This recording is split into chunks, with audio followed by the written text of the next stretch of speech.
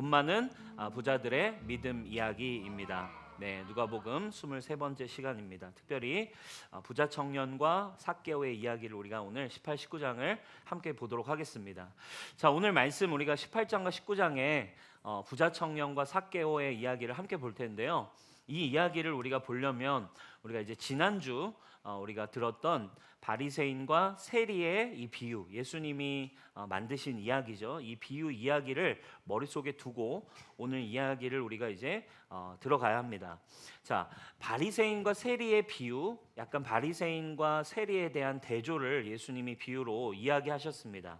그 다음에 누가는 바로 이어서 이제 비슷한 구도, 바리새인과 세리의 비슷한 구도를 그대로 가지고 가면서 실제 예수님과 일어났던 만남이 있었던 사람들의 두 이야기를 18, 19장에 연달아 이어서 보여주면서 어떤 바리새인과 세리의 그 구도를 쭉 이어갑니다. 그래서 바로 18장에 바로 부자 청년의 이야기가 바로 나온 다음에 또 넘어가면 19장에 이제 세리 삭개오의 이야기가 등장합니다. 자, 오늘 이 두 사람의 이야기를 우리가 이제 볼 텐데, 자, 이 두 사람의 공통점이 있습니다. 이 두 사람이 가지고 있는 공통점이 두 가지 있는데, 첫 번째 공통점은 바로 둘 다 돈이 많은 부자였다라는 거예요. 그래서 이 첫 번째 이 청년, 돈 많은 청년, 그리고 관원이라고도 하고 관리라고도 하는 이 사람은 젊은데 돈이 많았어요. 영앤 리치였습니다. 그래서 굉장히 젊지만 이미 굉장히 돈이 많은 그런 사람이었고, 자, 19장의 세리, 삭개오죠. 여러분, 우리 지난주에 세리에 대한 설명 잠시 했지만, 세리들은 이제 로마에 붙어서 세금을 사실은 자기가 원하는 명목이 있다면 착취할 수 있고, 이렇게 좀 이렇게 횡령도 쉽게 할 수 있는, 그래서 욕을 많이 먹는 부류들이 세리였죠. 근데 그 중에서도 세리장이었기 때문에 아마도 맘먹으면 돈을 얼마든지 모을 수 있었던 사람일 거예요. 아마 삭개오는 돈은 걱정 없는 아마 그런 사람이었을 거라고 추측을 해볼 수 있습니다. 자, 두 사람 다 돈 많은 사람이었고, 근데 오늘 이 부자 청년의 이야기와 19장의 삭개오의 이야기를 보면 또 공통점이 하나 등장하는데, 이 각자 두 사람의 이야기의 주제에 공통점이 있습니다. 또 공통점은 바로 영생과 구원에 대한 이야기라고 하는 것입니다. 자, 첫 번째 부자 청년의 이야기는 어떤 식으로 시작됐는지 18절 한번 읽어보도록 하겠습니다. 18절입니다. 시작. 어떤 관리가 물어 이르되 선한 선생님이여 내가 무엇을 하여야 영생을 얻으리이까? 네, 뭐라고 이야기합니까? 영생을 어떻게 얻습니까? 라고 이렇게 질문을 하고 있어요. 자, 부자였던 삭개오의 이야기도 주제가 어떻게 나오나요? 예수께서 이르시되 오늘 구원이 이 집에 이르렀으니 라고 나옵니다.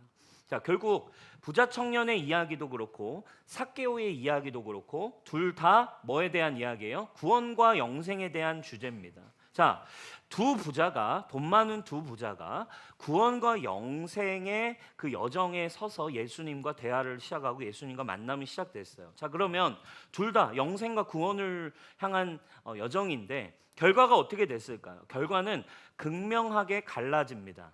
자, 근데 우리가 잘 알듯이 부자 청년은 결국에 구원의 길로 들어가지 못하고 예수님을 떠나고, 삭개오는 오늘 본문을 읽은 것처럼 이 집에 구원이 임했다라는 선포를 듣게 되죠. 근데 자, 구원을 받았다라고 하는 어떤 기준에 또 동일하게 공통적으로 등장하는 두 이야기 중에 이 사람의 구원의 기준을 뭐로 평가하냐면 둘 다 돈이 많았잖아요. 근데 돈에 대한 반응으로 이 구원의 기준을 좀 평가하고 있어요. 둘 다 부자였어요. 근데 부자 청년은 결국 재물을 포기하지 못하고 예수님을 떠나죠. 근데 반대로 삭개오는 어떻게 됐어요?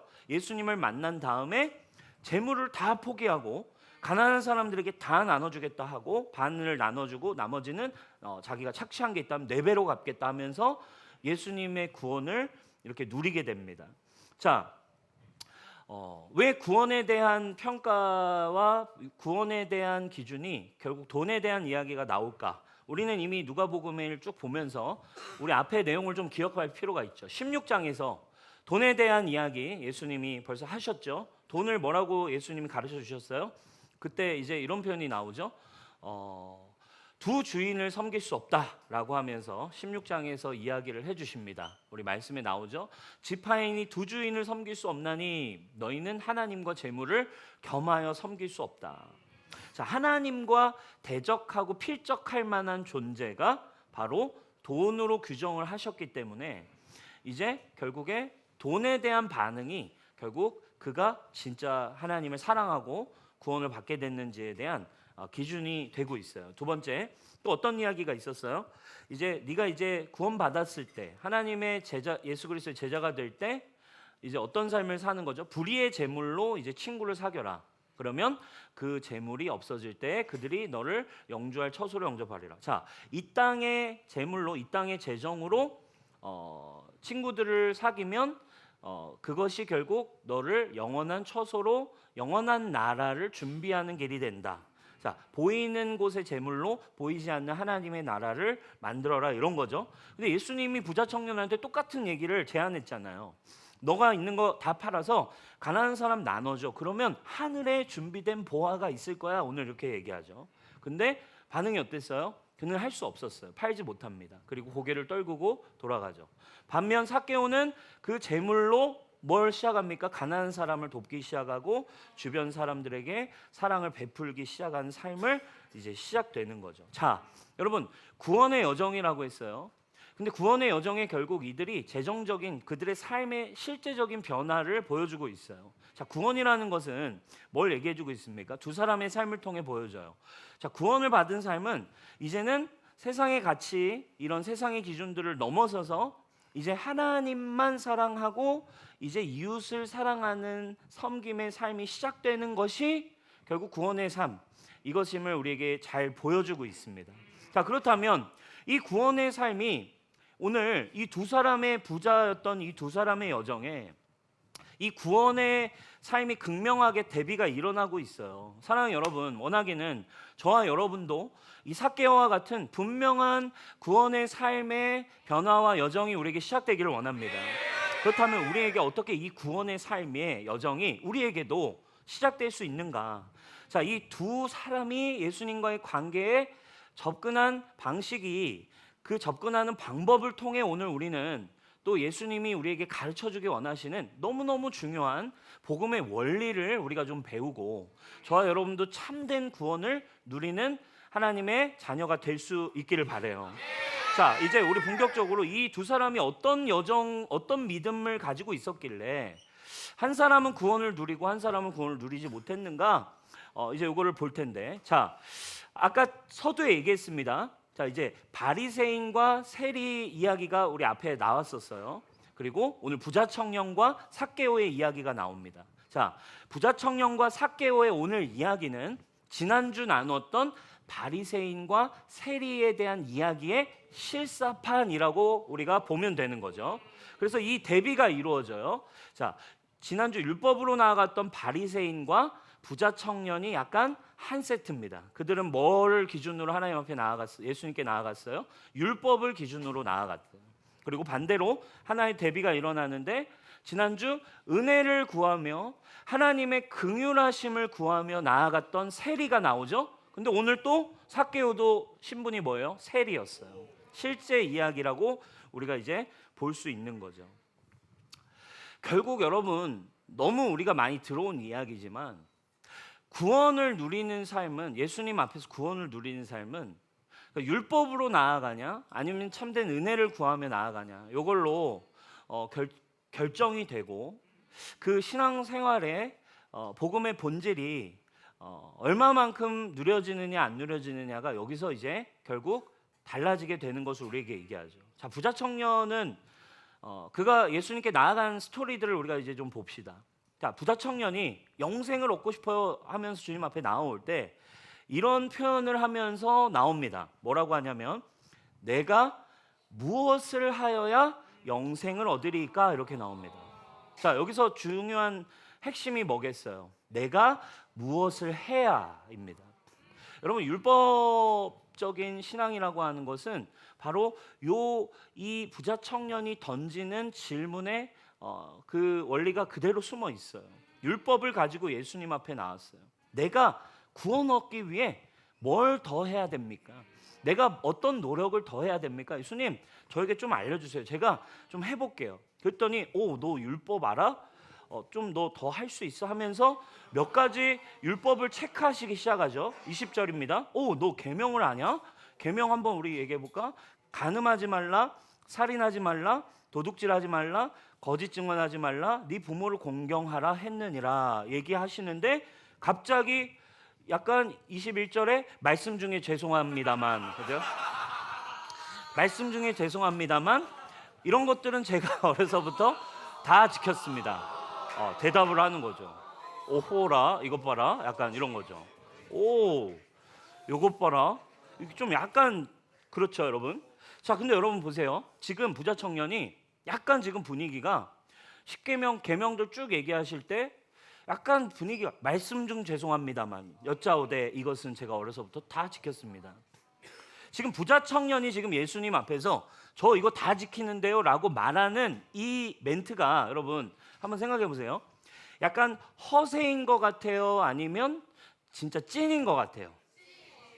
찐인 것 같아요? 아니면 허세인 것 같아요? 허세이다. 아니면 이거는 진짜 찐이다. 아니면 좀 그냥 부풀려서 이렇게 하는 허세다. 어떤 것 같아요, 여러분?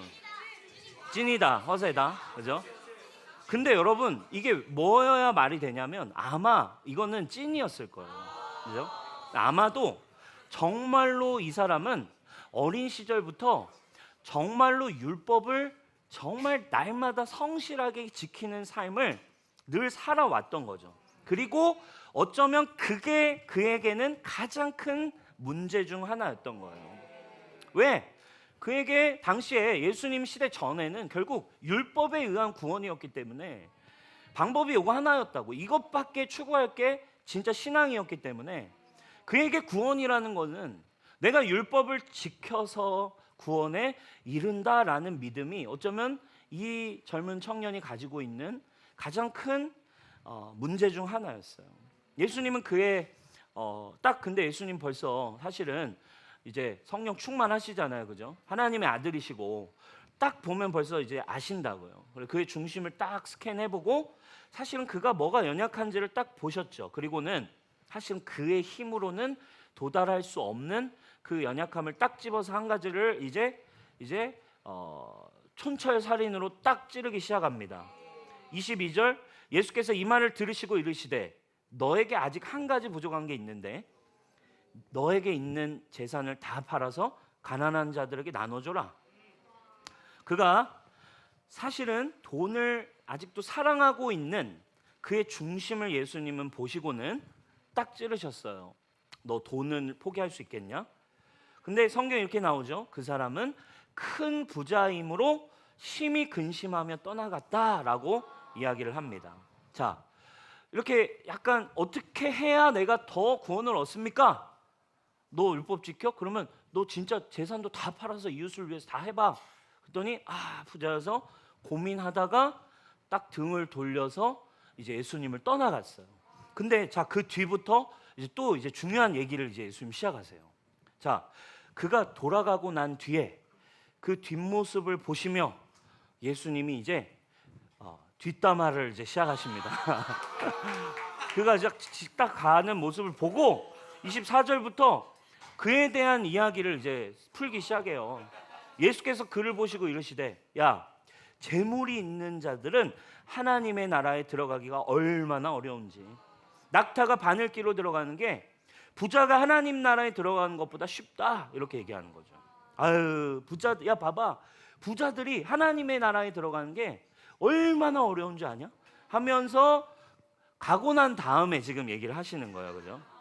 그럼 이게 지금 무슨 말일까요? 왜 이 얘기가 지금 부자 청년과의 뒤 이야기에 이 부자에 대한 이야기를 예수님이 하시는가, 이거를 우리가 오늘 이해하는 게 굉장히 또 중요한 포인트예요. 이게 무슨 말일까요, 여러분?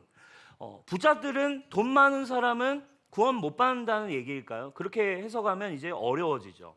자, 일단 이 본문을 부자들이 하나님의 나라에 들어가기가 어렵다라는 말을 우리는 1차적으로 먼저 좀 단순하게 하나 해석할 수 있어요. 우리 아까 봤던 것처럼 당연히 돈이 너무 많으면, 물질이 너무 많으면 당연히 하나님보다 아까 얘기한 것처럼 두 주인을 섬길 수 없다 보니까 하나님을 사랑하는 것보다 돈을 더 사랑할 수 있기 때문에 당연히 하나님의 나라에 들어가기 어렵다. 이게 조금은 그냥 심플하게 단순한 1차적인 해석이 가능한 부분일 것 같아요.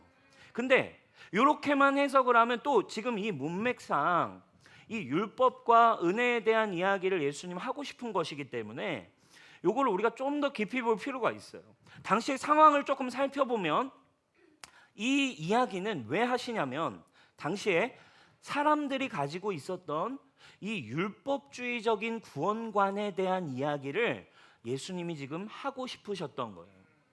자, 이게 좀 우리가 설명이 필요한데 이 본문은 부자 청년과 예수님의 이야기는 공관복음서, 쉽게 얘기하면 마태복음, 마가복음, 누가복음 이 세 가지 복음서에 다 똑같이 기록되어 있어요. 부자 청년의 이야기가. 자, 근데 이 마태, 마가, 누가복음 중에서 약간 가장 먼저 쓰여진 복음서가 하나 있어요. 이것을 그래서 사람들은 원복음서라고도 말할 만큼 왜 가장 최초로 쓰여진 복음서가 있어요. 그 복음서가 뭘까요, 여러분? 그 복음서를 누가 썼을까요? 이렇게 쉽게 함정에 빠지니까 2단에 넘어가는 거예요, 여러분. 누가 가장 먼저 쓰여진 복음서는 누가 썼냐면 마가가 썼어요. 누가가 아니라 마가복음이에요. 그래서 마가복음이 가장 최초로 쓰여져서 이게 약간 원 자료가 돼서 다른 복음서들에도 이제 참고 자료가 됐다라고 이제 신학적으로는 보거든요. 근데 이 원복음서 최초로 이 이야기가 쓰여진 마가복음서는 좀 굉장히 이 부분에 대해서 어떤 반응을 담아놓고 있어요. 예수님이 청년이 떠난 뒤에 그 뒷담화 약간 까잖아요. 부자들이 천국 가기 어려워 이 이야기를 했단 말이에요. 근데 마가복음에는 그 예수님의 말씀에 그 제자들의 반응이 나와요. 뭐라고 반응하냐면 예수님이 야 부자가 천국 가기 이렇게 어려워라고 하자 마가복음 10장 24절을 보면 반응이 이래요. 제자들이 그 말씀에 놀라는지라. 왜 놀랐을까? 여러분 왜 놀랐을 것 같아요? 자, 1번 말씀이 너무 은혜로워서, 아니면 2번 말씀이 너무 뭔가 충격적이고 의아해서. 1번이에요, 2번이에요? 2번이죠, 그죠? 이게 은혜로워서 놀란 게 아니라 우리가 계속 앞에서 봐왔듯이 예수님의 이야기는 뭔가 당시에 사람들이 가지고 있던 상식과 문화적 이제 통념과는 굉장히 파격적이고 다른 이야기를 좀 계속 하시기 때문에 놀랐어요. 자, 왜 놀랐냐면 당시에 사람들이 가지고 있던 일반적인 이해가 있어요. 뭐에 대한 이해냐면 부자들에 대한 이해였어요. 당시 사람들이 가지고 있던 부자에 대한 이해는 부자들이 오히려 천국에 들어갈 확률이 높다라고 생각하고 있는 게 일반적인 통념이었어요. 자, 왜냐하면 이런 거예요. 왜냐하면 당시에 가난한 사람들, 돈이 없는 사람들은 지금도 마찬가지지만 일용직이나 또 이렇게 굉장히 힘들고 어려운 일들을 하면서 하루하루 벌어먹고 사는 게 이 사람들은 너무너무 힘들어요. 그러니까 돈이 없는 사람들은 이렇게 힘들게 먹고 살아야 되다 보니까 일을 하고 그냥 막 열심히 정신없이 살다 보면 이 율법을 범하는 일을 하게 되는 경우가 너무 많은 거야. 그죠? 열심히 살고 막 하다 보니까 율법이 금해 놓은 것을 나도 모르게 죄를 너무 많이 짓게 되는 경우가 자꾸 생기는 거죠. 여러분 우리가 이제 요즘 뉴바체를 하면서 막 레위기 지나가고 있잖아요. 출애굽기 레위기 보면 여러분 진짜 경악을 금치 못하잖아요. 이거 하지 마라, 이렇게 해라, 저렇게 해라, 저렇게 해라, 뭐 제사는 이렇게 해라, 뭐 삶은 이렇게 해라, 뭐 정결법은 이렇게 해라, 밥 먹을 때는 이렇게 해라, 뭐 할 때는 이렇게 해라, 뭐 부부 관계에서, 가족 관계에서, 뭐 이런 관계에서 뭐 이렇게 저렇게 해라. 안식일에 또 안식일법이 또 얼마나 많아요. 안식일은 이거 하면 안 되고 저거 하면 안 되고 몇 시부터 몇 시까지 뭐 이런 식으로 너무너무 많은 디테일한 법이 있는데 그냥 막 일용직으로 열심히 막 가난한 사람들은 살다 보면 생존해야 되다 보면 말씀대로 살기가 너무 어려우니까 죄를 너무 많이 짓는 존재가 되고, 그리고 그것 때문에 또 더 많은 짓눌림을 받고 바리새인이나 이런 사람들에게 더 많은 정죄를 받게 되는 거죠. 그래서 결국 누가 더 율법을 지킬 수 있는 거예요? 돈 많은 사람들은 돈도 많고 일은 하인들이 하고 종들이 하니까, 돈 많은 사람은 뭘 추구할 수 있어? 매일 시간이 많고 돈이 많으니까 율법을 앞에 맨날 서고 율법을 다 지킬 수 있는 그런 어떤 아이러니가 생기는 거예요. 여러분, 오늘 나온 부자가 젊은 부자라는 표현이 나와요.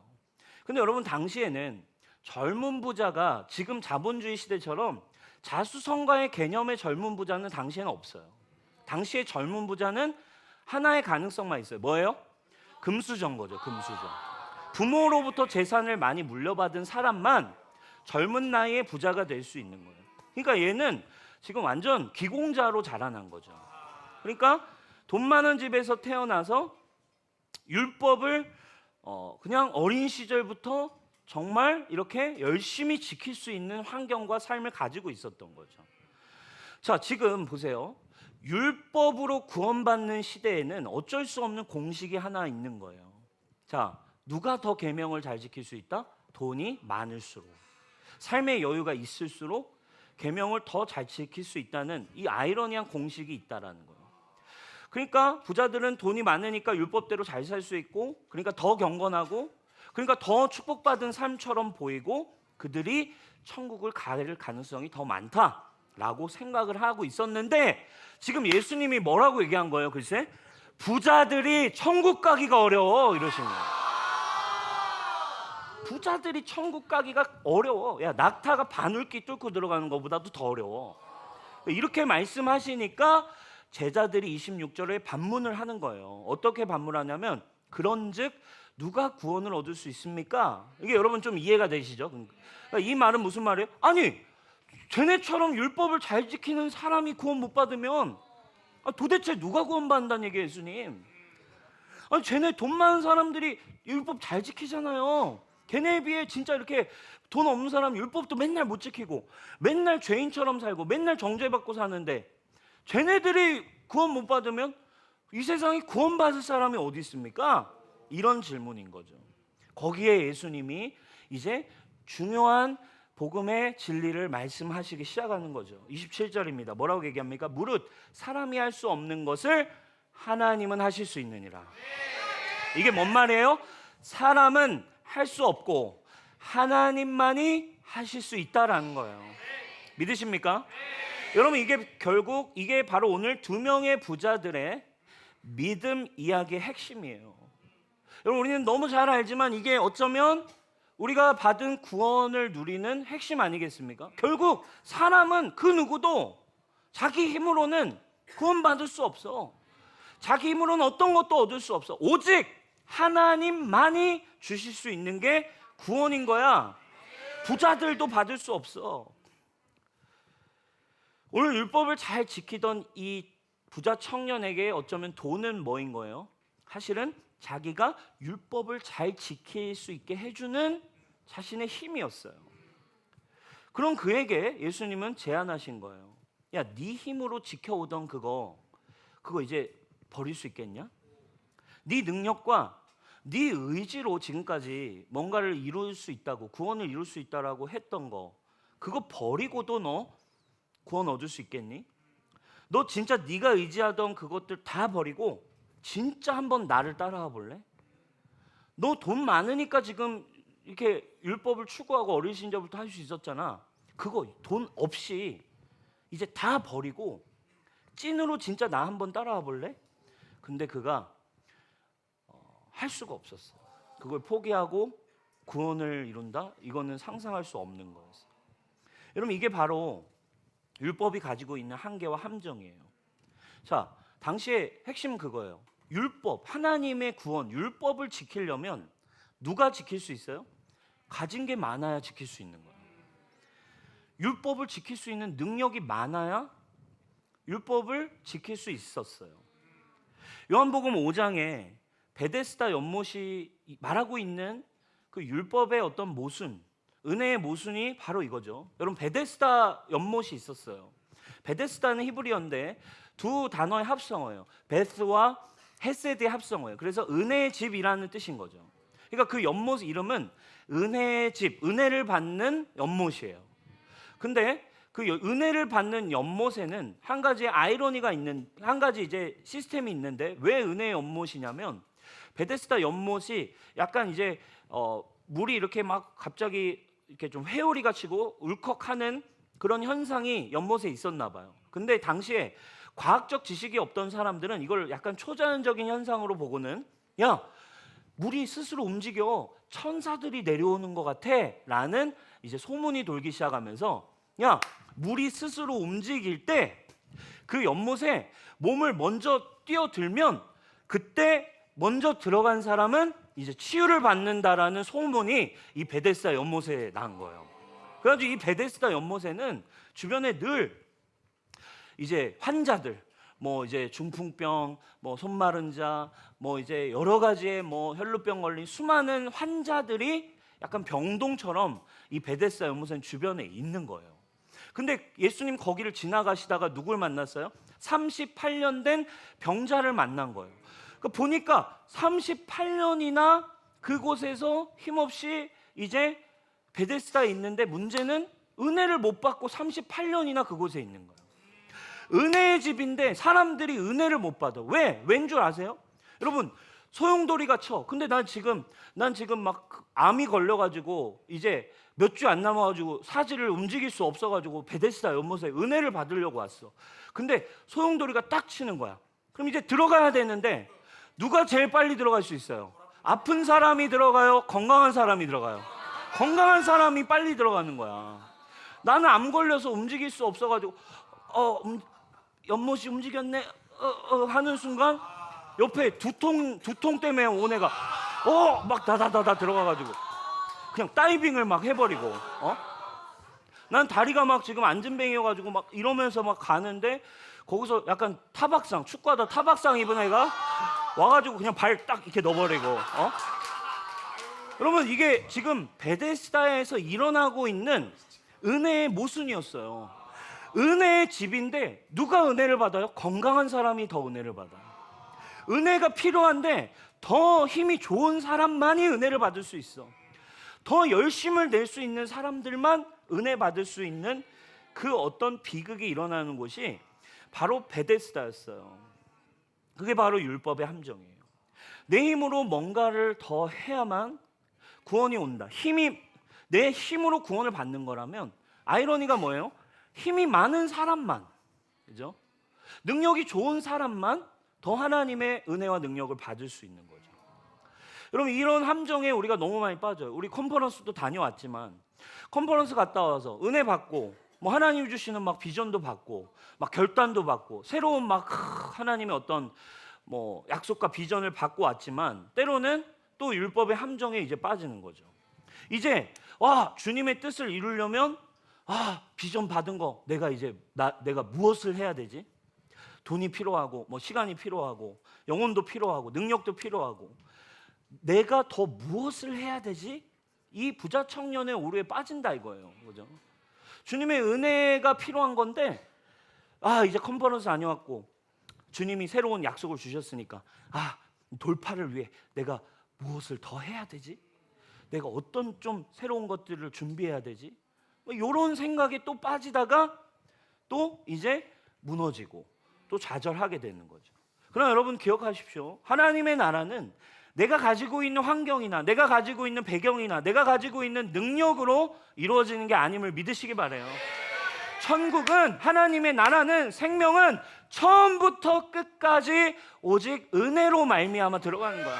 오직 하나님이 주시는 능력과 선물로만 우리는 시작할 수 있고 그리고 마칠 수도 있는 거라 이거예요. 시작하게 하는 것도 은혜였다면 마치게 하는 것도 은혜인 거예요. 시작해서 콜링하신 분도 하나님이시면 그것을 이루게 하시는 것도 하나님인데, 우리는 은혜로 들어왔다가, 그렇죠? 은혜로 시작해서 율법으로 마치려는 사람들이 너무 많은 거죠. 하나님의 주시는 은혜가 있어요. 자, 오늘 부자 청년에게 말씀하시는 한 가지가 뭐겠어요? 너에게 부족한 한 가지가 있다. 사실 이 영적인 음성을 우리가 들을 수 있는 거죠. 이 율법 속에 있는 그에게 사실 필요한 한 가지는 바로 예수 그리스도, 그리고 그 은혜에 대한 믿음인 거예요. 오늘 그 한 가지를 우리에게 주시기 위해 예수님이 클로저 이 땅에 오셨어요. 뭘 주시기 위해? 바로 내가 이 땅에 왔고 나를 믿는 자는 곧 영생을 얻게 된다. 은혜에 대한 믿음 한 가지를 예수님은 주시기 위해 이 땅에 왔어요. 자, 율법으로 나아가는 이 부자 청년의 이 한계를 우리가 봤습니다. 반대로 이제 삭개오는 어떻게 나아갔나요? 이 죄인이었던, 사람들에게 멸시받는, 율법도 잘 지키지 않는 이 삭개오는 오히려 한 가지를 선택했어요. 그가 취한 한 가지는 뭐였나요? 그도 부자였습니다. 돈이 많았다고요. 지금까지 그도 돈이 아마 전부라는 생각을 가지고 자신의 힘을 다해서 부를 이루기 위해서 막 노력해 왔겠죠. 악독하게 돈을 어떻게든 악착같이 더 모으고 돈이 있어야 돼 하면서 돈을 많이 모으면서 살려왔을 거예요.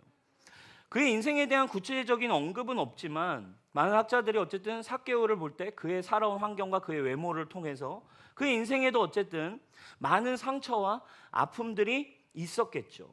어쨌든 악착같이 자기의 힘으로 성공을 위해, 돈을 얻기 위해 자신의 힘과 노력을 다 썼고, 그리고 사람들과의 관계에서 많은 것을 시도했지만 아마도 삭개오는 자신의 인생 속에서 무언가 내가 많은 걸 해보고 많은 걸 노력도 하지만 내 인생에 무언가 새로운 차원의 것을 줄 수 있는 건 결국 내 노력으로 얻는 돈도 아니라는 걸 뭔가 깨달았던 것 같아요. 그가 또 새로운 차원의 뭔가 구원, 어떤 영원한 생명이라는 게 있다면 그것을 얻기 위해 필요한 건 내가 지금까지 돈을 얻으려고 노력했던 방법도 아닌 것 같고, 또 뭔가 새로운 차원의 나의 힘이나 나의 의지가 아닌 나를 좀 뭔가 도와줄 강력한 힘이 필요하다라는 어떤 마음이 들었던 것 같아요. 그래서 그는 예수님을 향해서 움직이기 시작했어요.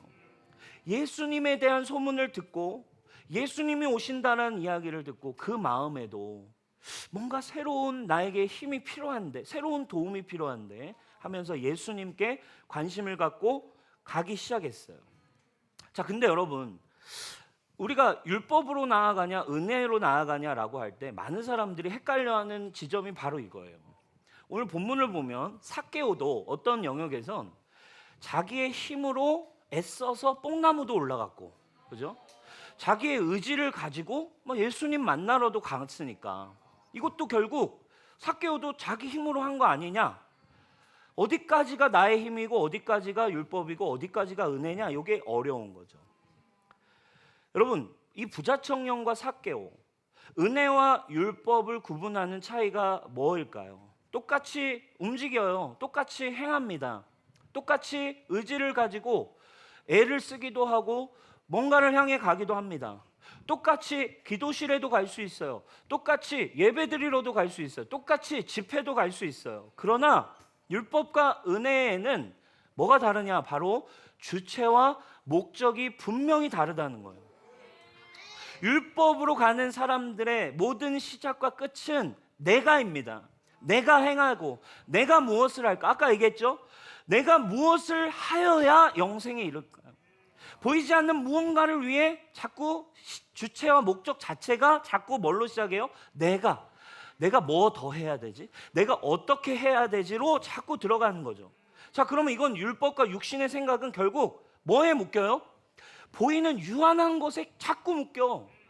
주님의 언약을 위해 기도실 가는데 자꾸 또 결국에는 내가 뭐 해야 되지 고민하다가 돈에 묶이고 환경에 묶이고 관계에 묶이고 시간에 또 묶여. 이건 어떻게 해결하지? 이거는 어떻게 넘어가지?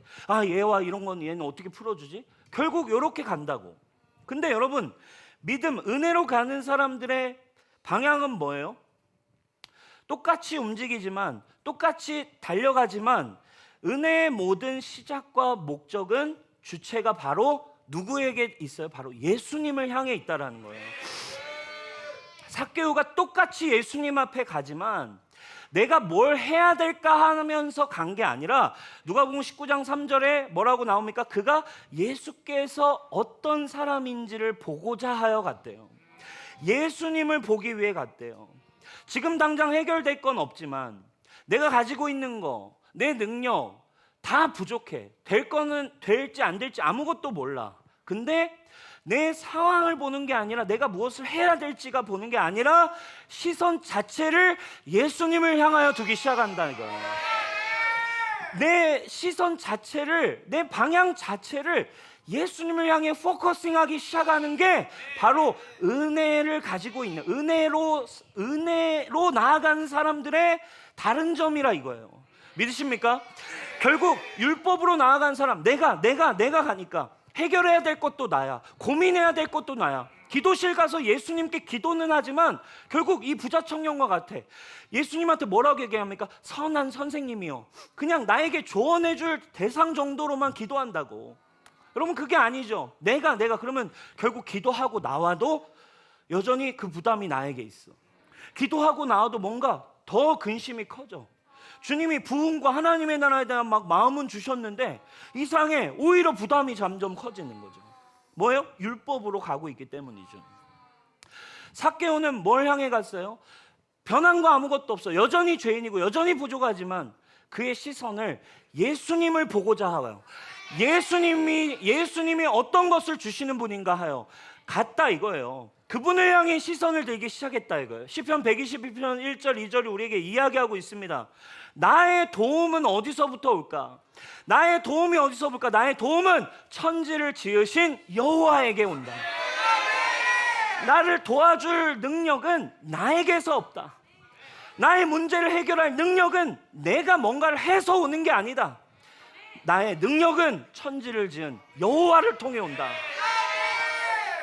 할렐루야.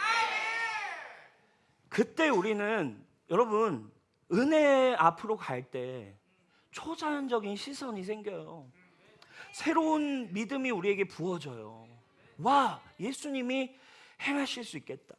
삭개오는 수단과 방법을 가리지 않고 예수님을 갈망했어요. 그리고 뽕나무에 올라갑니다.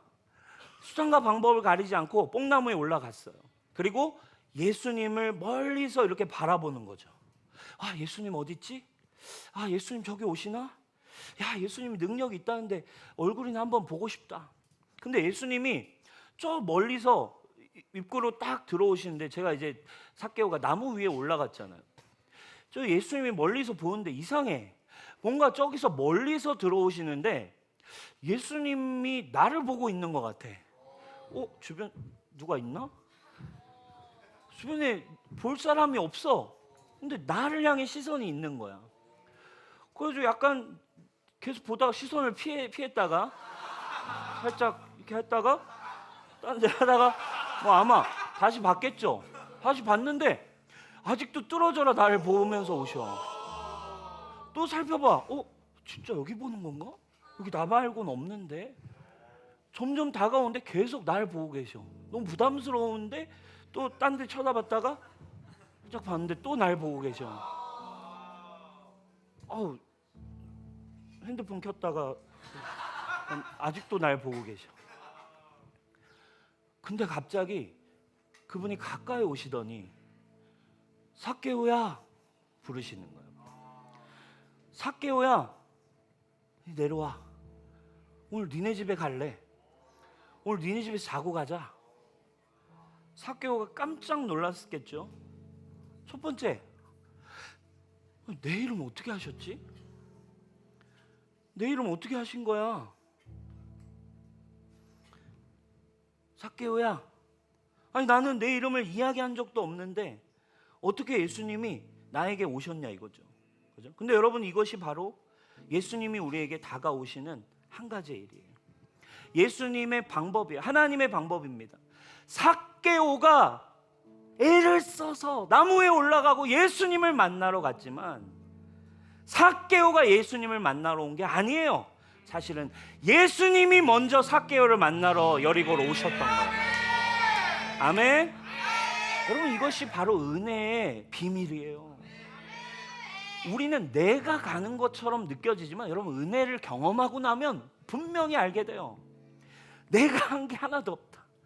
내가 한 게 아니다. 예수님이 이미 나를 알고 있고 예수님이 나를 바라보고 계셨고 예수님이 다른 사람 때문이 아니라 나 한 사람 때문에 여리고를 지나가신 거구나. 진짜 그랬겠죠. 예수님은 예루살렘 가신 그 길, 삭개오 한 사람을 만나러 여기에 가신 거예요. 여러분, 이게 바로 은혜의 핵심이에요. 사랑하는 여러분, 예수님을 향해 시선을 두기 시작하면 여러분, 은혜가 우리에게 새로운 길을 열기 시작합니다. 여러분들의 삶의 문제와 모든 구원의 일은 은혜를 추구하며 나아갈 때 그분이 먼저 일하시고 나를 돕기 위해, 나의 도움이 어디서 올까? 나를 돕기 위해 이 땅에 오신 클로저 예수 그리스도가 우리를 도우시고 우리를 구원의 길로 인도하세요. 그럼 말씀 마무리하고 싶은데, 자, 오늘 말씀 핵심은 한 가지예요. 예수님이 복음의 진리를 전달하고 싶으셨어요. 율법 뭐 어떻게 해야 구원을 인다, 나만 사랑해, 뭐 이런 식으로 이게 해석이 되기 시작하면 결국 또 많은 크리스천들은 돈이 아니라 예수님 선택해야지, 내가 사랑하는 게 아니라 예수님을 더 사랑해야지, 결국 그것도 신앙생활을 뭘로 받아들여? 내가 뭘 해야 되는 거, 그죠? 많은 크리스천들은 이 본문을 들으면서도 돈을 사랑하지 말고 예수님을 선택해야지. 근데 여러분 생각해 보세요. 예수님이 얘기했잖아요. 18장 27절. 사람은 할 수 없다. 사람 할 수 없다. 그 누구도 나를 사랑할 수 없다. 이게 예수님의 결론인데, 자꾸 이런 말씀 들으면서 우리는 그래도 내가 예수님 사랑해야지. 예수님 이미 얘기했다고. 사람으로는 할 수 없고 하나님만이 하실 수 있다. 할렐루야. 하나님 사랑하는 거, 하나님의 뜻 이루는 거, 애초에 사람이 불가능해. 네가 뭔가를 하려고 하는 게 아니라, 로마서 8장 3절, 율법이 육신으로 말미암아 연약하여 할 수 없는 그것을 하나님은 하시나니. 바울이 그대로 가지고 왔어요. 그죠? 성령의 법, 생명의 법이냐, 성령의 생명의 법이냐, 죄와 사망의 법이냐.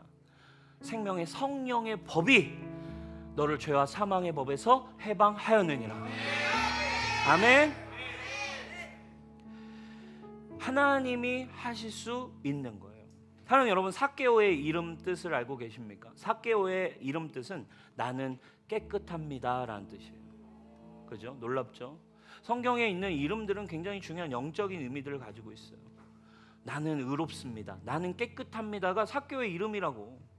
근데 그가 한 번이라도 진짜 깨끗합니다 라는 이름으로 불린 적이 있을까요? 세리를 하면서 수많은 사람들이 이름이 성결이야, 이름이 깨끗함이야. 응? 근데 삶은 완전 방탕하게 살고 죄악 가운데 나쁜 짓만 하면 살면 사람들 얼마나 욕하겠어. 야, 네 이름을 그렇게 지은 아버지가 후회하겠다. 한 번도 자신의 이름이 깨끗합니다로 불려진 적 없던 삭개오가 예수님을 향해 갔을 때 그의 영 안에 나의 이름을 내 이름대로 불러주시는 음성을 경험하기 시작했어요. 삭개오야, 내려와라. 내가 너의 집에 거할 거야. 그리고 그 집에 함께 예수님과 함께 유하기 시작할 때, 예수님이 삭개오의 집에 거하기 시작할 때, 삭개오와 함께 하기 시작할 때, 삭개오는 거룩한 자, 깨끗한 자, 구원을 받은 자라고 예수님에 의해 칭의를 받게 됩니다. 할렐루야. 이것이 바로 삭개오가 누린 은혜의 비밀이에요. 예수님을 만날 때 그는 비로소 깨끗한 자로 넘어갈 수 있게 되었다 이거예요. 그의 힘으로 깨끗할 수 없는 죄인이 오직 예수님을 만날 때 비로소 깨끗한 자가 되게 되었습니다. 사랑하는 여러분, 우리는 연약하여 아무것도 할 수 없습니다. 그분이 오셔야만 가능해요. 19장 5절입니다. 삭개오야, 내가 오늘 네 집에 유하여야 하겠다. 요한복음 15장에 뭐라고 얘기합니까? 내 안에 거하라, 나도 너희 안에 거하리라. 여러분, 성령님이 우리 안에 오셔서 우리를 예수님 안에 거하게 하셨습니다. 예수님이 우리 안에 오실 때 여러분 구원이 시작되는 거예요. 모든 것으로부터 이제는 자유함이 그때 시작되는 거예요. 내가 재정을 이렇게 돈을 사랑하지 않고 예수님을 선택해야겠다. 내가 이만큼 이웃을 위해 선행을 베풀어야겠다. 이게 구원이 아니에요. 예수님을 만나면 구원의 행함이 시작되는 거예요. 예수님이 내 안에 오시면, 내가 죽고 예수님이 내 안에 사심이 믿어지면 자연스럽게 돈을 사랑하지 않고 하나님만을 사랑할 수 있게 되며, 내가 가진 재정을 하나님의 나라 불의의 재물로 친구를 사귈 수 있는 믿음과 하나님의 나라의 비전의 삶이, 그때 파워풀한 사랑의 행함도, 주님의 언약의 성취도 예수님이 내 안에 오실 때 가능하다 이거예요. 컨퍼런스 다녀왔습니까? 이제 컨퍼런스에서 받은 거, 주님 내가 뭐 해야 되죠? 우리 셀을 위해 뭐 해야 되죠? 아니에요. 예수님이 내 안에 계심, 예수님을 추구하며 예수님이 내 안에 풀어지면 내 안에 예수님이 그 일을 완성하게 하실 거예요. 아멘. 여러분, 행함을 향해 나아가는 이 시즌 내가 하는 게 아닙니다. 내 안에 계신 예수님이 은혜를 향하여 걸어가십시오. 주님이 반드시 여러분들의 삶에 놀라운 일을 시작하실 거예요. 우리 리더 컨퍼런스 다녀왔어요. 마지막 날 막 청년들이 간증을 막 많이 나눴습니다. 그러니까 막 우리 청년들이 처음 올 때는 막 표정들이 어둡고 막 진짜 이렇게 죄인처럼, 딱 봐도 죄인인 것처럼 컨퍼런스 막 참여하다가 마지막 날 막 되니까 표정들이 막 바뀌어 있는 거예요. 은혜와 진리이신 그 컨퍼런스에 뽕나무에 올라가서 예수님 한번 볼까? 근데 예수님이랑 눈 막 마주치고 예수님의 음성이 막 들려오고, 컨퍼런스 하다 여러분 아까 영상 봤죠? 막 통곡하면서 예수님의 막 음성과 은혜가 막 들려오니까 마음이 바뀌는 거야. 담대해지는 거야. 두려워했던 거에서 두려움이 사라지고, 눈에 보이는 상황보다 더 큰 능력을 이제 예수님이 내 안에 계신 믿어지니까 막 선포를 하는 거죠. 또 특별히 간증 막 나눴는데, 우리 한 자매 컨퍼런스에서 주님 만나고 막 이 비전이 막 풀어진 거예요. 근데 이제 간증을 나누는데 기도하다가 이제 하나님이 5명의 영혼들을 자기가 구원하고 이렇게 제자 삼는 이렇게 그림을 이렇게 하나님이 뭔가 보여주셨다는 거예요. 그래가지고 너무 감동이 되는 거죠. 이제 주님을 위해, 영혼을 위해 내가 이렇게 섬겨야겠다. 그래가지고 이 자매가 마음속에 그 영혼들을 위해 내가 좀 재정과 헌금을 좀 주님 앞에 믿음으로 심고 싶다, 이 마음이 생긴 거야. 그래가지고 통장을 보니까 이제 월급날이 얼마 안 남아가지고 통장이 돼 있는 거야. 12만 원이 있었대. 근데 12만 원 중에 이제 5만 원을 자기가 해가지고 그 영혼들을 위해 심어요. 여러분 12만 원 있는데 5만 원이면 나름 큰 거 아닙니까 여러분? 그래도 거의 한 45% 정도 되잖아. 그거를 이제 내어준다는 게 너무 큰 믿음인데, 이걸 내려고 하는데 마음에 이제 불편함이 있는 거죠. 이게 다가 아니다. 하나님이 뭔가 마음에 5만 원은 아니다. 5만 원은 아니다. 그래서 하나님이 거기에 공 하나를 더 붙여라. 이런 마음을 주시더라는 거야. 그래가지고 50만 원이요? 이제 좀 부담이 되죠. 50만 원이요? 근데 주님이 이런 감동을 주셨대요. 야, 5명인데 만약에 5명의 영혼이 진짜 구원받고 5명의 영혼이 자유를 찾고 5명의 영혼이 네 제자가 된다면, 야, 1명이 회복되고 제자가 되고 예수님의 제자가 되는데 1명에 10만 원이면 싼 거 아니냐? 할렐루야. 5명의 영혼이 구원받는데 나누기 5 하면 1명에 10만 원으로 치면, 야, 이건 어마어마한 이득 아니냐? 생각이 바뀐 거야. 믿음이 시작되니까 자기에게 있는 재정을 영혼을 위해, 하나님을 위해 생각이 바뀌는 거예요. 그러고서 50만 원을 이제 통장이었지만 이제 묶어놨던 딴 걸 찾아서 이제 감춰뒀던 걸 찾아서 50만 원을 믿음으로 심었다는 거죠. 그죠? 사랑하는 여러분, 우리가 두려워하는 것은 사실요, 은혜가 없기 때문에 우리는 묶이는 것뿐이에요. 믿음이 안 생겼기 때문에 우리는 자꾸 내가 뭐 해야 되지? 이건 어떻게 해야 되지? 쟤는 왜 이렇게 되지? 라는 생각에, 육신의 생각에 사로잡힐 뿐입니다. 사랑하는 여러분, 오늘 하나님이 우리에게 한 가지를 얘기하세요. 너에게 필요한 한 가지가 있다. 너에게 필요한 한 가지는 바로 예수님의 믿음입니다. 예수님이 주시는 은혜입니다. 예수님이 여러분들에게 찾아오셔서 말씀하시는 거예요. 그러면 여러분 두려움 사라지고 우리에게 하나님 주시는 믿음으로 여러분 담대하게 여러분 일어나셔서 여러분들에게 주어져 있는 영역들, 여러분 은혜로 시작했다 또 율법으로 빠져 좌절하지 말고 여러분 끝까지 믿음으로 승리하기를 축원합니다. 이 새로운 시즌, 이 봄의 시즌, 여러분 오직 은혜를 추구하면서 하나님 행하실 일을 기대하면서 초자연적인 하나님의 개입을 선포하면서 여러분 일어나는 여러분 되시기를 축복합니다. 우리 자리에 일어나서 함께 주님을 찬양합시다.